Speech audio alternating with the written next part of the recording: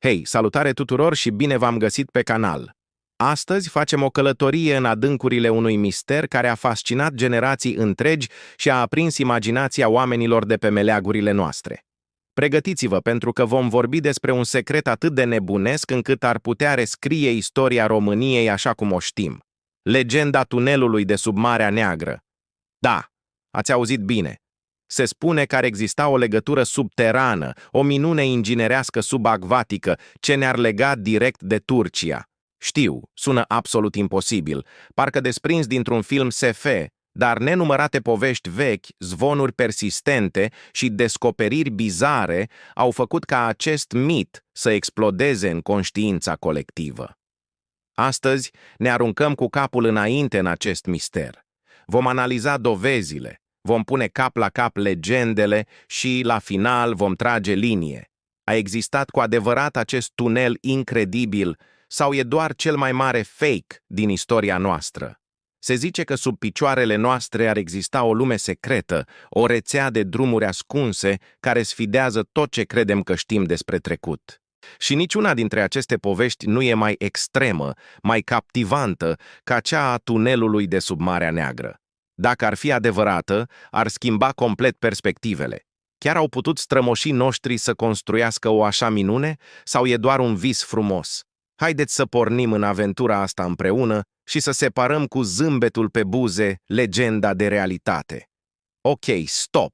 Gândiți-vă la asta o secundă, doar pentru o clipă. Vorbim despre un tunel, atenție, de sute de kilometri lungime, săpat sub o mare adâncă de peste 2000 de metri. 2000 de metri! Vă dați seama ce înseamnă o asemenea performanță? Imaginați-vă că ați construi o autostradă de la București până la Viena, dar integral pe sub apă. Nu e doar o glumă, e un scenariu la care trebuie să ne gândim. Nici măcar azi, cu toată tehnologia noastră avansată, cu toate mașinăriile noastre de ultimă generație, un proiect de o asemenea anvergură ar fi o provocare colosală și ar costa miliarde și miliarde de euro. Și atunci, cum ar fi putut cineva, acum sute sau chiar mii de ani, să facă așa ceva? Să construiască o așa bijuterie inginerească? Și totuși, dragilor, legenda asta, tunelul de sub Marea Neagră, refuză pur și simplu să moară. Nu sunt niște basme uitate, sunt povești care reapar mereu cu detalii șocant de specifice, aproape palpabile. Faptul că acest mit supraviețuiește, că e transmis din generație în generație, ne obligă cumva să ne întrebăm ce naiba se ascunde de fapt în spatele poveștii ăsteia. O fi doar o vorbă în vânt sau, cine știe, o scânteie de adevăr? Și totul, dragilor, se pare că ar fi pornit dintr-un motiv absolut incredibil: oile. Da, ați auzit bine, oi, niște simple oi. Se zice că înainte de primul război mondial, comerțul cu oi între Dobrogea noastră și Turcia era pur și simplu gigantic. Era o afacere la scară mare. Transportul pe mare, însă, era prea scump, prea periculos, supus intemperiilor și atacurilor piraților, așa că unii, într-o clipă de geniu sau de nebunie, au făcut ceva aparent imposibil. Ar fi săpat nu unul, ci două tuneluri uriașe. Da, uriașe pe sub Marea Neagră, doar pentru a duce oile în Turcia. Și nu erau niște amărâte de găuri, nu. Erau, practic, autostrăzi subterane, gândite special pentru animale. E cea mai tare, cea mai amuzantă, cea mai incredibilă poveste pe care am auzit-o vreodată în legătură cu un tunel. Partea și mai nebună, însă, nimeni, dar absolut nimeni nu știe cine le-a construit, dacă au existat. Unele teorii, mai fanteziste, spun că ar fi fost opera unei civilizații pierdute, super avansate, apărute acum mii de ani, cu o tehnologie de neimaginat. Dar pentru asta, trebuie să fim sinceri, nu există absolut nicio dovadă concretă. Legenda devine și mai intensă, mai aprinsă în secolul 20.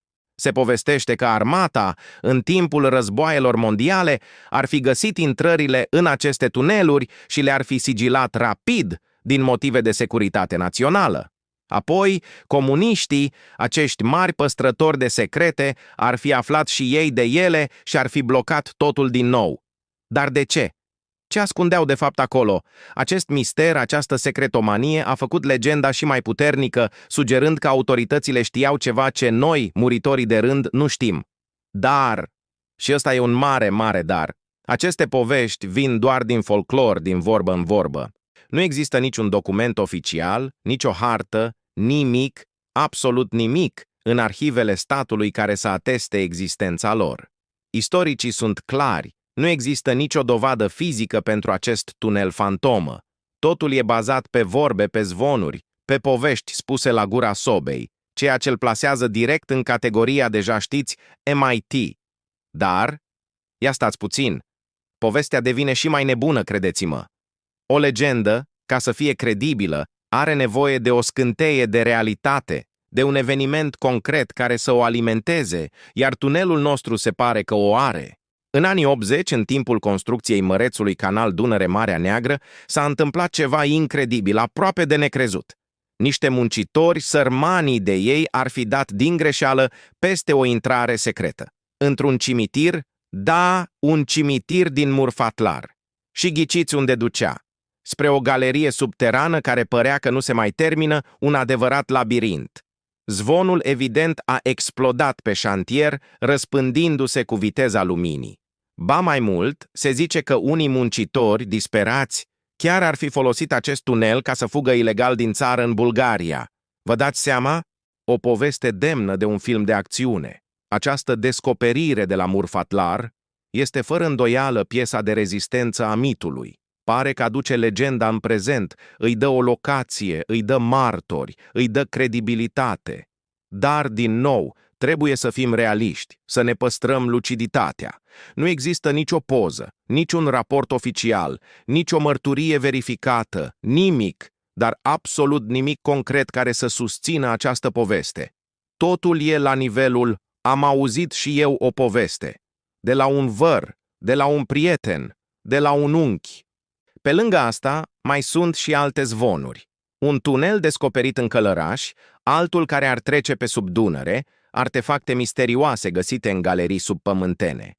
Din nou, niciuna dintre aceste dovezi nu a fost arătată publicului, niciodată. Am căutat pe internet și am găsit sute de hărți și teorii făcute de fani, unele dintre ele de-a dreptul ingenioase. Oamenii sunt obsedați de acest tunel. Însă, nicio expediție serioasă, nicio cercetare științifică nu a găsit vreodată ceva care să semene cu un tunel transcontinental. Aceste descoperiri sunt până acum doar fantezii, simple povești. Ok, gata cu legendele și cu poveștile spuse la gura sobei. Hai să vedem ce zice știința. Poți construi la modul real așa ceva? Un tunel de sute de kilometri sub mare? Răspunsul scurt și direct, din păcate pentru romantici, distruge complet mitul. Problema numărul 1. Distanța. Vorbim de sute de kilometri între România și Turcia. Eurotunelul, cel care leagă Franța de Anglia, este o minune a ingineriei moderne, un proiect spectaculos. Dar prin comparație, el pare o alee scurtă într-un parc. Are doar 50 de kilometri și a costat miliarde. Imaginați-vă provocarea. Problema numărul 2. Adâncimea. Marea Neagră are peste 2200 de metri adâncime. Presiunea apei acolo jos este de neimaginat, pur și simplu sfidătoare. E ca și cum ai parca 200 de mașini, una peste alta, direct pe spatele tău. Orice structură, oricât de rezistentă, ar fi strivită ca o cutie de suc goală. În plus, fundul mării e plin de munți și canioane submarine, un teren accidentat, haotic. E un coșmar să sapi acolo, o provocare uriașă chiar și pentru tehnologia de azi. Și problema numărul 3, cea mai mare provocare, dar și cea mai unică pentru Marea Neagră. Apa este toxică. Da, ați auzit bine. Sub 200 de metri adâncime, în Marea Neagră, nu mai există oxigen. În loc de oxigen, găsim hidrogen sulfurat, un gaz extrem de toxic și coroziv. E ca și cum ai încerca să construiești ceva într-un nor de acid care topește metalul și te sufocă în același timp. E practic imposibil să lucrezi acolo fără tehnologie de ultimă generație, fără costume speciale, fără sisteme complexe de ventilație și de purificare a aerului. Acum, imaginați-vă că cineva ar fi încercat să facă asta în antichitate. Fără mașini de forat, fără beton armat, fără sisteme de ventilație și iluminat. Ideea că cineva a săpat sute de kilometri de tunel manual, sub mii de metri de apă toxică, fără să lase nicio unealtă, niciun plan, nicio hartă, nimic, sfidează orice logică, orice urmă de bun simț. Deci, verdictul științei? Șanse zero. Absolut imposibil de construit cu tehnologie veche. Punct. Deci, dragilor, am investigat legendele, am verificat zvonurile și am ascultat cu atenție ce zic inginerii și oamenii de știință. Ce a mai rămas până la urmă din legenda Marelui Tunel? Adevărul, fie că ne place sau nu, este că un tunel gigantic care leagă România de Turcia pur și simplu nu există. E un mit, o poveste frumoasă, dar nu este istorie reală. Nu există nicio dovadă credibilă, iar provocările tehnice sunt pur și simplu de neînvins pentru tehnologia trecutului. Atunci, de ce refuză legenda asta să moară? De ce persistă în conștiința noastră? Sunt câteva motive simple, dar interesante. Motivul 1. Probabil există o grămadă de tuneluri mici și reale în Dobrogea, beciuri vechi, catacombe, rute de contrabandă folosite de-a lungul timpului. Iar oamenii, în timp, le-au combinat, le-au amplificat într-o singură legendă uriașă, spectaculoasă. Motivul 2. Nouă oamenilor ne plac misterele. Ne place să credem în extraordinar. Ideea că strămoșii noștri erau super avansați și că aveau tehnologii secrete, demne de Atlantida, e pur și simplu cool. E o poveste mult mai bună decât realitatea